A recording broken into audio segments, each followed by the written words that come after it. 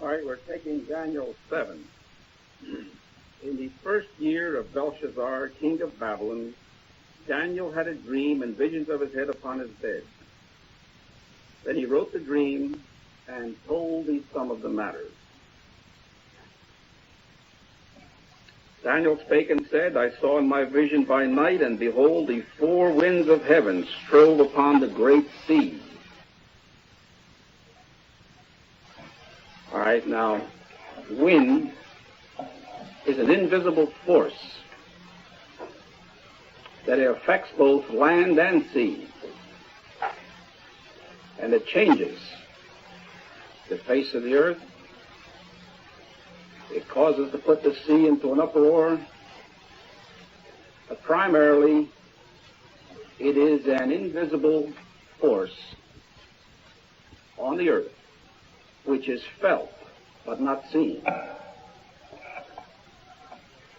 Now, it says the four winds of heaven, indicating all of the invisible forces were being used.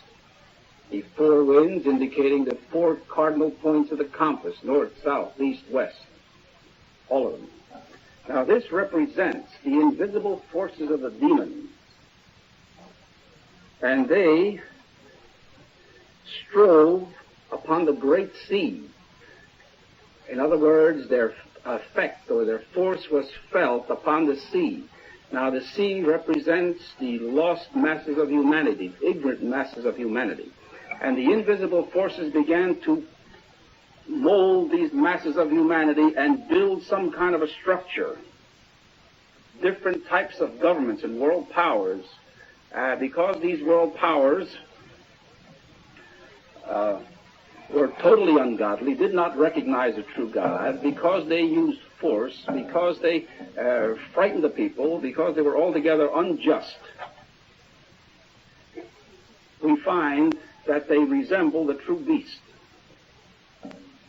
For this reason, the Scripture says that the effects of these demon forces brought about the formation of four great beasts. Now, these did not all come at once.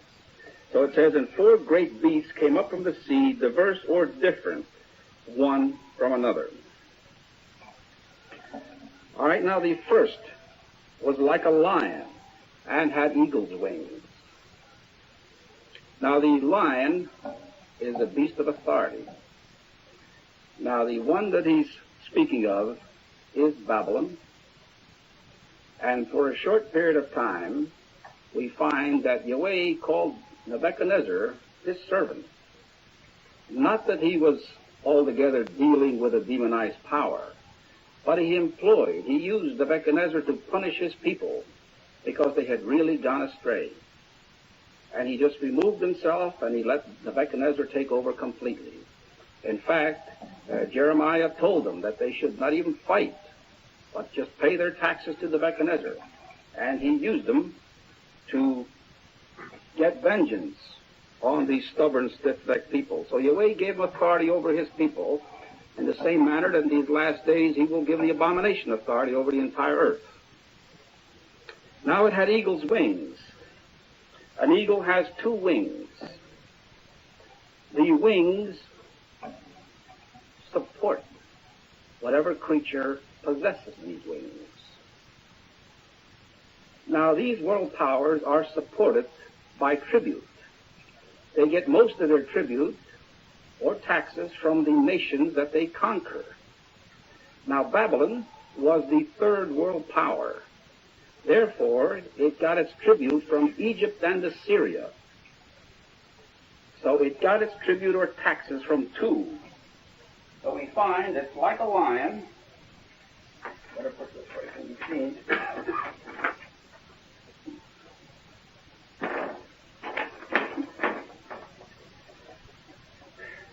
I'm an artist. This is a lion. It has two wings. Egypt and Assyria. Babylon was the third world power. These are the two that supported this beast. It gathered tribute from these two.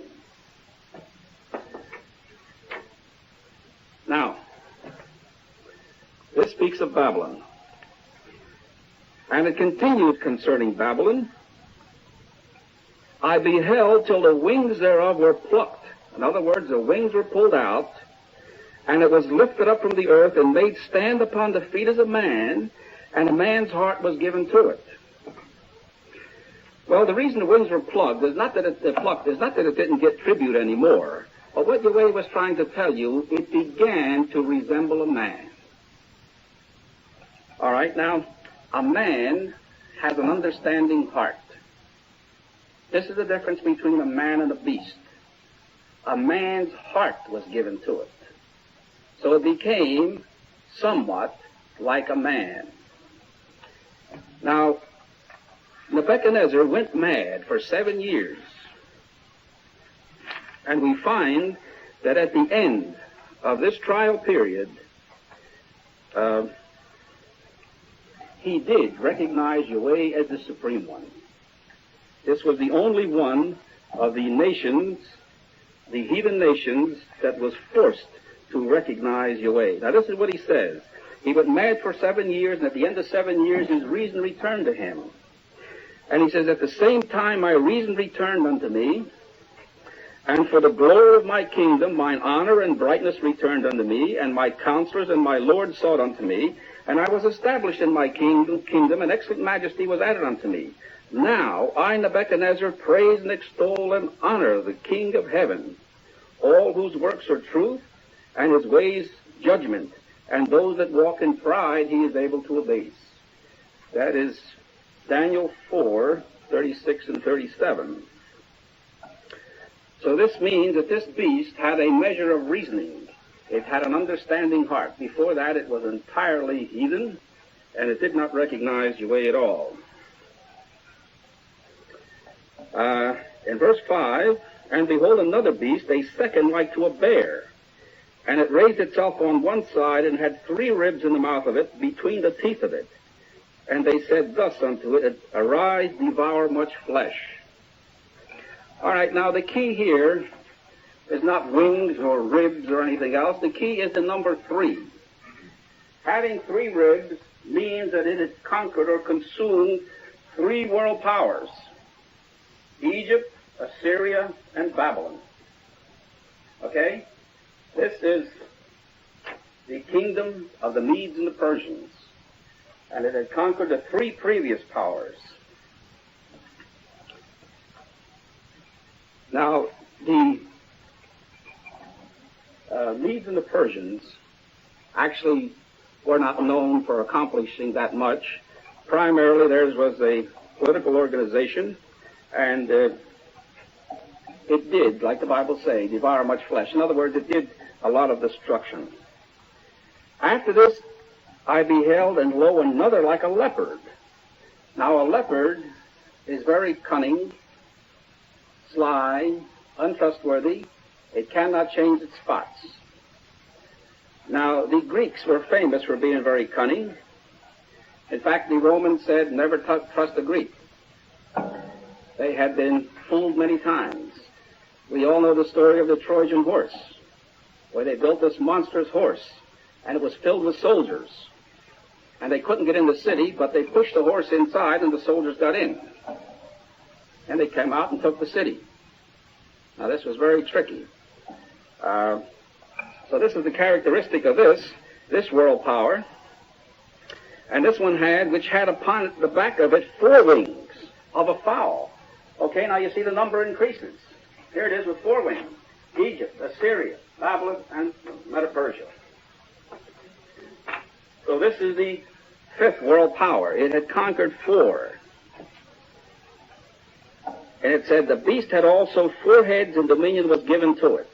Now this beast came to power under the rulership of Alexander the Great, and immediately upon conquering the world, he died of a fever, and we find that the empire was divided amongst his 4 generals. They are Ptolemy, Seleucid, Cassander, and Lysimachus. These are the 4 heads. Now, in Daniel 11, it describes it even better.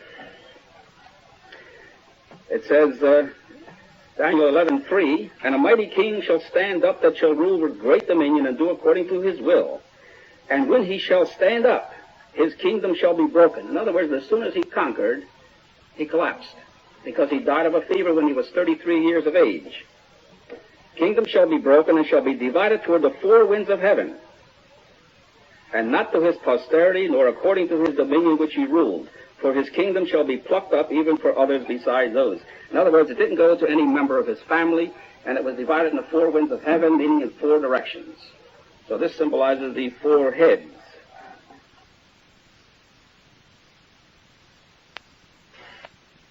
Now, verse 7, after this I saw in the night visions, and behold, a fourth beast, dreadful and terrible and strong exceedingly. And it had great iron teeth. It devoured and brake in pieces, and stamped the residue with the feet of it. And it was diverse or different from all the beasts that were before it, and it had 10 horns. All right, now horns symbolize power. 10, the number 10 symbolizes earthly completeness. The Bible says concerning the Lord's people, or even the heavenly class primarily, he says, "Ye shall have tribulation 10 days. Be thou faithful unto death, and I will give you the crown of life." Meaning all the time. So this is earthly completeness, indicating that it had complete earthly political power. 10 horns. Now Rome was different in a sense from the other kingdoms, the other world powers, where all the other nations or world powers were ruling cities, where all the conquered nations were reduced to slavery. We find that Rome gave the people an opportunity to become Roman citizens. So people from all countries that it conquered, many took advantage of this. And they felt like they had a share in the interests of the Roman Empire. And for this reason, Rome lasted longer than all the others. Now Daniel says, I considered the horns, and behold, there came up among them another little horn. Now this is a small horn, indicating that it doesn't have the power of the other horns. It's a small horn, but it has certain characteristics which are very interesting. It says, before whom there were 3 of the first horns plucked up by the roots. And behold, in this horn were eyes like the eyes of a man, and a mouth speaking great things. Now in Revelation 13, 5-8, we find that there is the same situation here when he speaks of the rise of the Holy Roman Empire, the papacy. He says, and there was given unto him a mouth speaking great things and blasphemies, and power was given unto him to continue 42 months. And he opened his mouth in blasphemy against God, to blaspheme his name and his tabernacle and them that dwell in heaven. And it was given unto him to make war with the saints and to overcome them, and power was given him over all kindreds, tongues, and nations. Right, this one who has a mouth speaking great things, eyes like the eyes of a man, eyes symbolize the ability to see. The ability to see is to understand. They symbolize wisdom. Wisdom that no one else has. The wisdom that he claims to have here is the wisdom of the Almighty God. He knows things you don't know. He's guided from above. All right? And a mouth, eyes like the eyes of a man of a mouth speaking great things. Now we notice that there are 10 horns, and when this little horn comes up, 3 horns were plucked up by the roots. The key to the understanding is in the numbers. 10 symbolizes earthly completeness or total political power, which Rome did possess. Taking away 3 of the horns leaves you 7. Rome is the only nation that became a Holy Roman Empire. It became religious. And Rome ruled under the guise of religion in the same efficient manner that we find that Rome was ruled under the Caesars. This is the only world power that ruled both politically and religiously. Incidentally, it is the 6th world power. It is the chief world power that the devil has employed throughout his reign on the earth. Now, I beheld till thrones were placed. The King James says cast down. Till thrones were placed, and the Ancient of Days did sit. Well, when the thrones are placed, this is the beginning of Yahweh's kingdom. Now we have in Revelation 20, verse 4, it says, And I saw thrones, and they sat upon them, and judgment was given unto them. And I saw the souls of them that were beheaded for the witness of Jesus, and for the word of God, which had not worshipped the beast, neither his image, neither had received his mark upon their foreheads or in their hands, and they lived and reigned with Christ 1,000 years. Now these sat on thrones and reigned with Christ 1,000 years. Now in verse 9 of Daniel 7:9, when he says, And I beheld till thrones were placed, and the Ancient of Days did sit, this means the beginning of Yahweh's kingdom. And Yahweh's kingdom begins with the ruling of Joshua and 144,000. Now, bear this in mind. The prophecy stops with the rise of the Holy Roman Empire. It doesn't speak about any other power. It doesn't speak about the Anglo-American. The vision goes over until the beginning of the kingdom. And there's the little horn again, still there. This is what it's talking about. All right? It says his garments were as white as snow, indicating altogether righteous, pure and holy. This is Yahweh. And the hair of his head like the pure wool, white, the Ancient of Days. His throne was like the fiery flame, and his wheels as burning fire.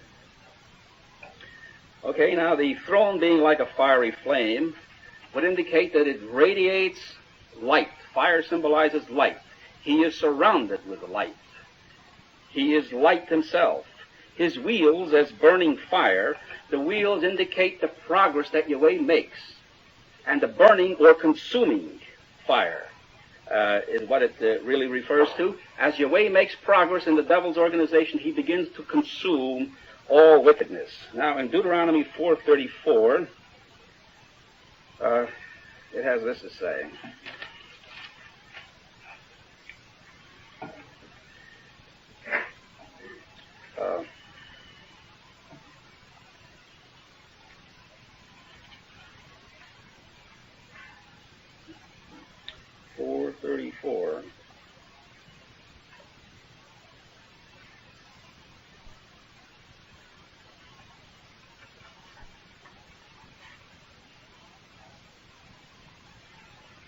Or have I got the wrong one here? Let's see.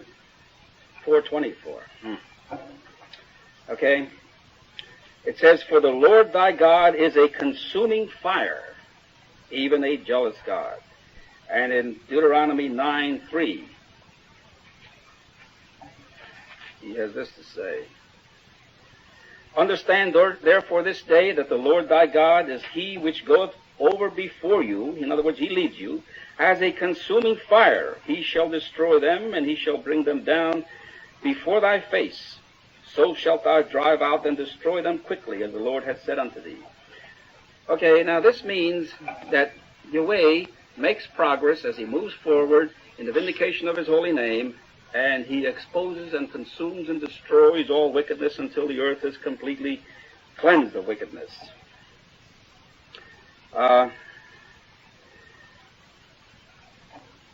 Now we also find out that when Yahweh, just prior to Yahweh's beginning to reign, the devil was cast out of heaven, and it brings out that now is come salvation and the kingdom of our God and the power of his Christ. So this refers to the time when the thrones were placed and the Ancient of Days did sit.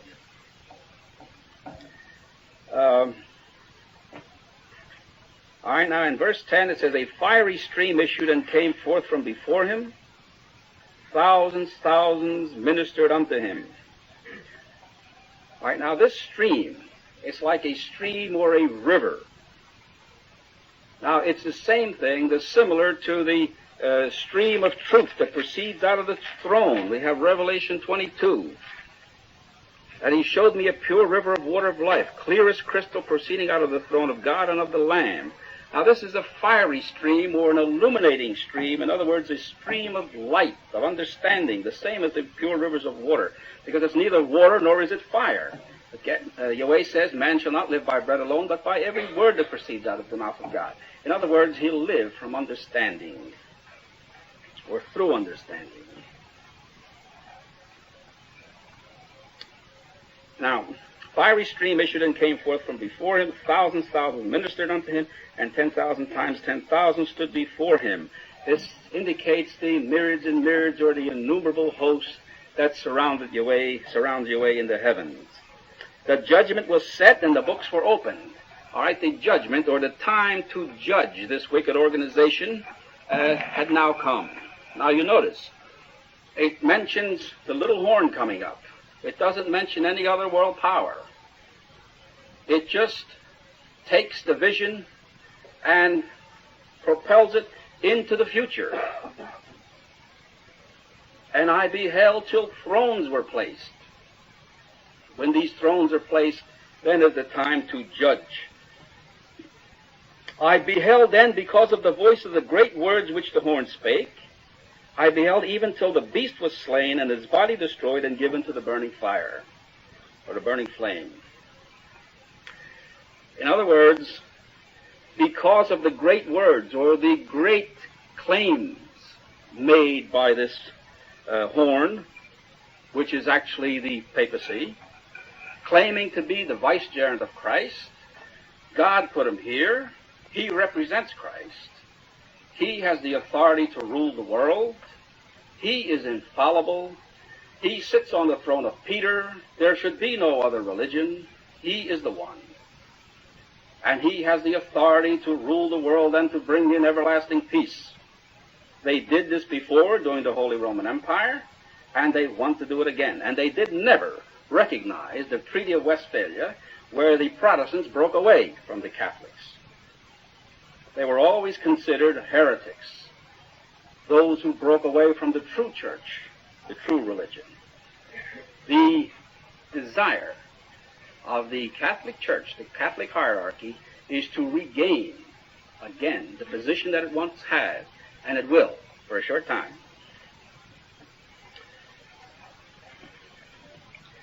Now the horn is destroyed, and the beast is the horn is slain, and the beast is destroyed.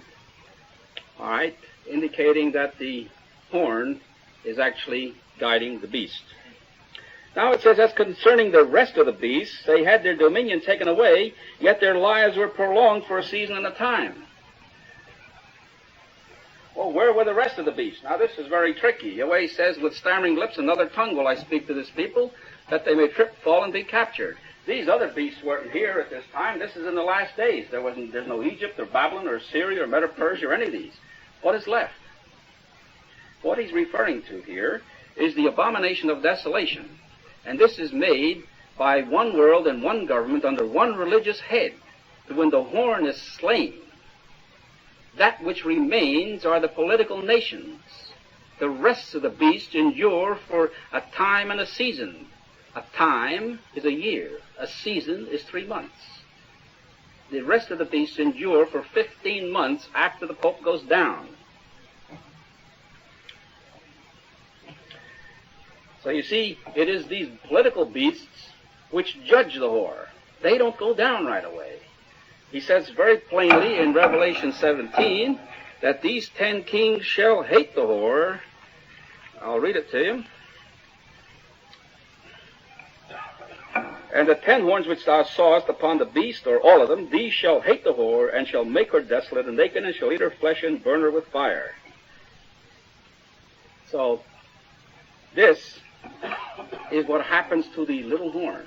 The little horn goes down first, and the beasts who judge her last a little while, 15 months. 15 months before they begin to turn on each other. I saw in the night visions, and behold, one like the Son of Man came with the clouds of heaven, and came to the Ancient of Days, and they brought him near before him. Now the one like the Son of Man is Yahshua, Jesus. He came to Yahweh, And there was given him dominion and glory and a kingdom that all peoples, nations, and languages should serve him. Okay, now this is speaking of the very last days.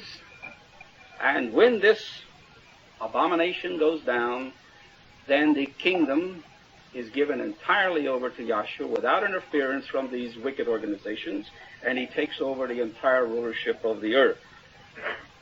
And this kingdom will be an everlasting kingdom, and it shall never be destroyed. I, Daniel, was grieved in my spirit in the midst of my body, and the visions of my head troubled me, indicating that Daniel naturally did not understand, because there was no such thing on earth existing, no Russia, no United States, no papacy. There was nothing that could actually, that he could actually see and understand to fit these descriptions. So it was not time to be understood, and even if he did understand it, what good would it do then? Because it was some 2,500 years ago. Verse 16. And I came near unto one of them that stood by, and asked him the truth of all this. So he told me, and made me know the interpretation of the things. Now, a person must be pretty naive to think that Yahweh is going to give you the interpretation here, just as it's written. Prophecy is of no private interpretation. All he does here is add some information. He tells you some truths, but the interpretation is only to be revealed in the last days, and only the prophets will understand it. So religionists will read this and say that's the interpretation, even though it doesn't make sense. That's the interpretation. This is not the interpretation. Yahweh is merely giving us more information. Now he says, these great beasts which are four kings which shall arise out of the earth. Okay, 4 kings or 4 world powers shall arise out of the earth. But the saints of the Most High shall take the kingdom and possess the kingdom forever, even forever and ever. Okay, that's brief. That's understood. These saints would possess the kingdom forever and ever. In other words, these nations will go down, and Yahweh's kingdom will be established, and Yahweh will rule forever. But all of these things that he's speaking about here, the little horn and the 10 kings and so forth, as yet is not understood. Then I would know the truth of the fourth beast, which was diverse from all the others, exceeding dreadful, whose teeth were of iron and its nails of brass, which devoured, brake in pieces, and stamped the residue with his feet. Now, what Daniel was questioning is the 4th beast. Now, the 4th one that came up was Rome. Now, it stops with Rome. It doesn't speak about any other beast. We know that after Rome came the Anglo-American. But the Anglo-American is missed in this one, because the Anglo-American has actually, as a world power, has nothing to do with the setting up of the abomination. It is the union of the United States and Russia that does this. The Anglo-American world power is finished. England is done. She's bankrupt. So they can't call the 2-horned beast the Anglo-American. Furthermore, the Anglo-American would never possess the whole world. Today, the 2 nations that possess or control or dominate the whole earth are Russia and the United States. And it's split in half iron, half clay. Okay? Now, it stops with a 4th and tells you what the 4th does. Because it is the 4th kingdom, a resurrection of the 4th kingdom, which actually produces the events which will affect the entire earth. And of the 10 horns that were in his head, and of the other which came up, and before whom 3 fell, even of that horn that had eyes and a mouth that spake very great things, whose look was more stout, or more influential than his fellows. All right, the question was, you want to know about the 10 horns and the little horn that came up, and why 3 of them fell away and were plucked up by the roots?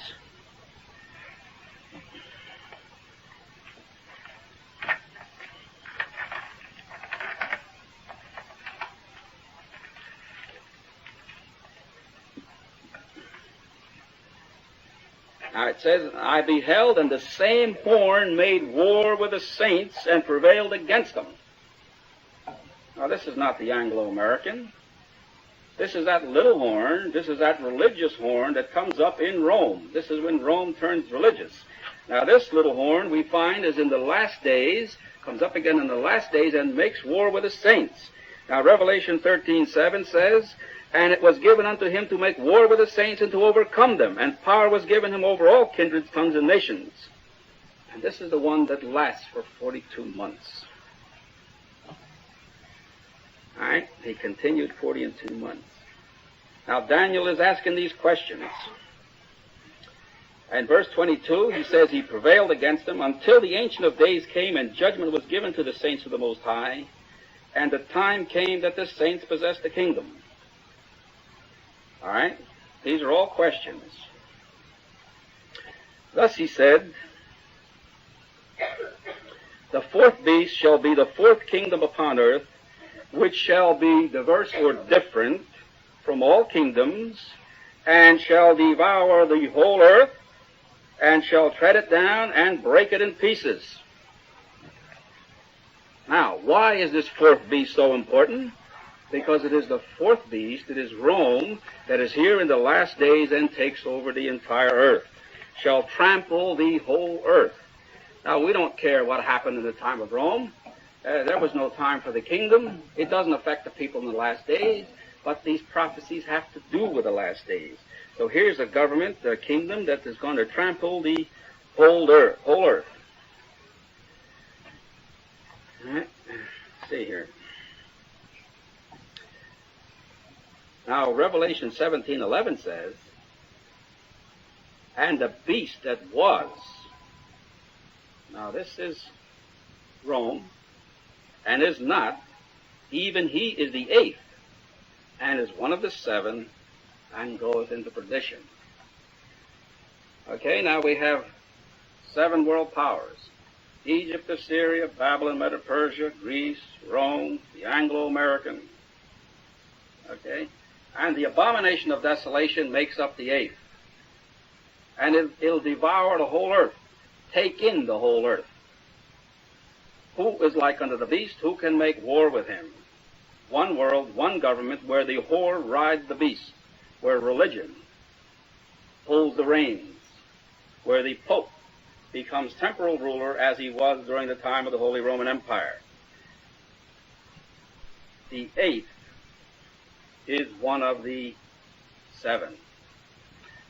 Okay, now Rome, in this prophecy, is considered the 4th because it starts with the 3rd. Babylon, Medo-Persia, Greece, Rome. But if you start from the beginning, it's the 6th. Egypt, Assyria, Babylon, Medo-Persia, Greece, and Rome. So it's actually the 6th in line of succession. And it is Rome that controlled the world completely in a political sense. It is Rome that changed its authority from political to religious. It is Rome that still influences the earth. It is the biggest, the greatest religious organization on the face of the earth. And it will be the papacy that will rise again to form the abomination of desolation. It is a religious beast.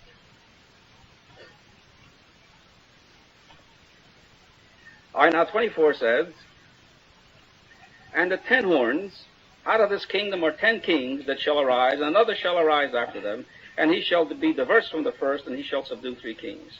All right, now, in the way this is written, if you understand, you can make sense out of it. Otherwise, it appears to be that there's going to be 10 kings that shall arise, and another one comes up after it, and 3 plucked out, and there's going to be 7 left. Actually, what it's telling you, to interpret it, there are 10 kings indicating that this is complete world authority. Another one comes up, which is the little horn, and he's different than the others because this is religious and not political. He shall be diverse from the first, and he shall subdue 3 kings. Now, subduing 3 kings, he doesn't actually conquer them. It appears, Yahweh makes it appear like it's a battle. This little horn conquers 3 kings. He doesn't do any such thing. What he does, he changes the organization from political to religious. So in subduing 3 kings, he actually changes the number from 10 to 7. And this happened And he shall speak great words against the Most High, and shall wear out the saints of the Most High. Okay? He's going to speak great words against the Most High. Now, does the Pope go up and say that I am against the Almighty God? He doesn't say any such thing. He's too clever for that. But he does say that he is God's representative, that he is the vicegerent of Christ, that he gets his wisdom from the heavens, that he sits on the throne of Peter, that God has given him this authority. Now, why is this speaking against the Most High? Because Yahweh doesn't use him at all. He's not chosen at all. He's the spokesman of the devil. And when he fights against the Lord's people whom Yahweh has selected, he's actually going against the truth and going against his people. So he's actually going against Yahweh, and wearing out the saints of the Most High means that he will oppose them and overcome them for a brief period of time. And it says, and think to change the times and the laws. Well, some translations say, alter the sacred seasons in the law. Actually, what he means, he will attempt to change the appointed time. The kingdom has come. And when the kingdom is here, he tries to prevent it. When you see the abomination of desolation standing in the holy place, the time for the kingdom comes, and the abomination comes in and tries to take over the kingdom and to blot it out and prevent or change the appointed time of Yahweh's kingdom. This the devil does in order to destroy the kingdom. He tried it in the heavens, and there was war in heaven. He tries the same thing on earth. He tries to prevent the establishment of Yahweh's kingdom on earth by using his demonic forces on earth, by using the influential men of the earth, by using the greatest form of deceit that any man could ever devise, by using the Bible, claiming that he's sent from God. And anyone who is looking to God would be deceived by seeing his power and authority and the numbers that follow him. Thus the nations will be deceived, because he is the greatest influential religious person on the face of the earth. No nation, no man, no religious man, no religious group has so many prominent worldly men consult with him. Practically every nation on the face of the earth visits the Pope.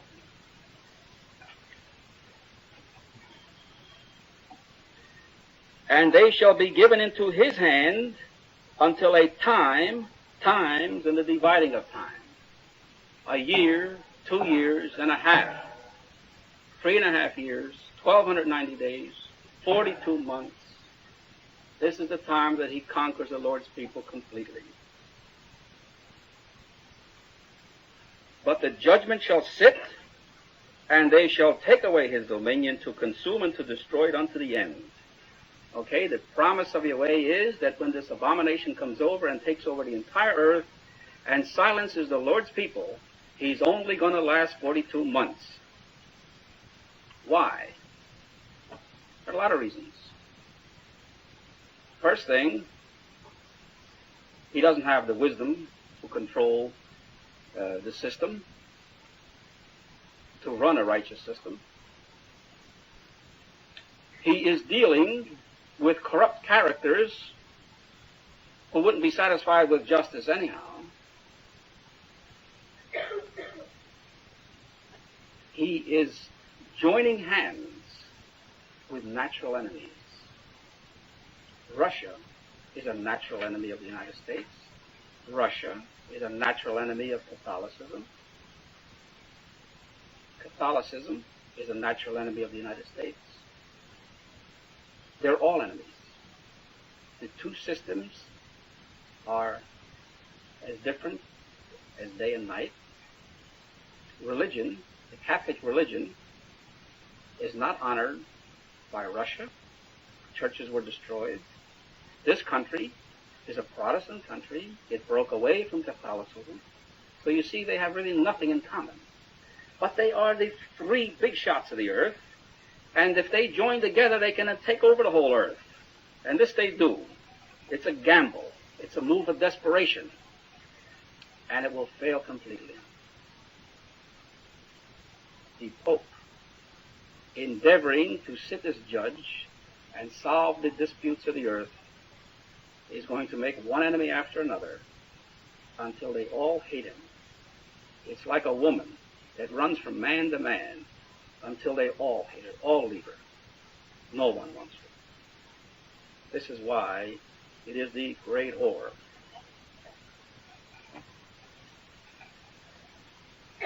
And the kingdom and dominion and the greatness of the kingdom under the whole heaven shall be given to the people of the saints of the Most High, whose kingdom is an everlasting kingdom, and all dominions shall serve and obey him.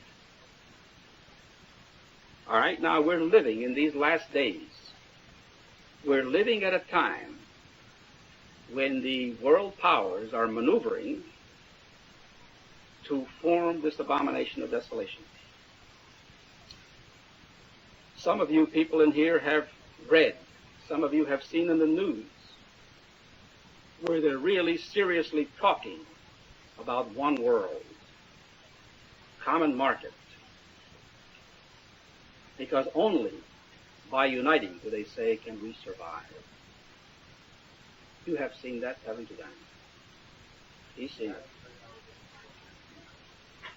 Teresa has seen it. They're talking about it. But even before that, H.G. Wells, the historian, said that Rome was the most successful under the guise of religion to continue longer than any other nation. It managed to control the world longer than any other nation. And he says the only hope for the human race is to build another organization similar to the Holy Roman Empire. Now, this is a thinking man. Well, I don't care how much a man thinks. If he is not guided by Yahweh, he's going to make a real boo-boo. But nevertheless, this is the best that they could devise. Rome succeeded for about 1,000 years. No nation endured so long. And they believe that a similar organization will save the world from catastrophe. This they're going to do because the Bible brings it out. Hitherto is the end of the matter. As for me, Daniel, my cogitations or thoughts much troubled me, and my countenance changed in me, but I kept the matter in my heart.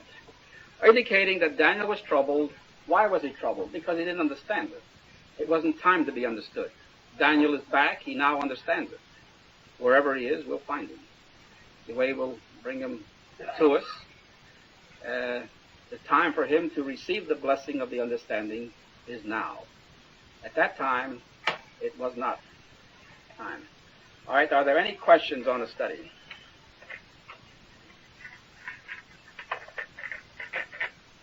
Anything you want to ask, bring it out. I have one question. When you say the little horn, this little horn represents great understanding of man's thoughts. Well, it had a mouth speaking great, it had eyes and a mouth speaking great things, making big claims. Yeah.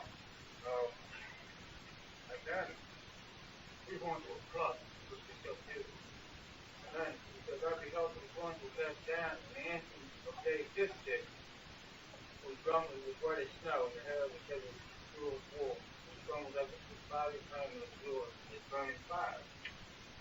What I can't understand was just both ways is that after the horn could do the sweet horn, Pluck them up by the roots. Means they don't exist anymore, yeah. Daniel beheld this throne which represents, as you understand, Jesus, Joshua, and Luke. Well, it's Yahweh taking his throne. Yahweh beginning his kingdom. So what I can't understand, how does it relate one to the other simultaneously?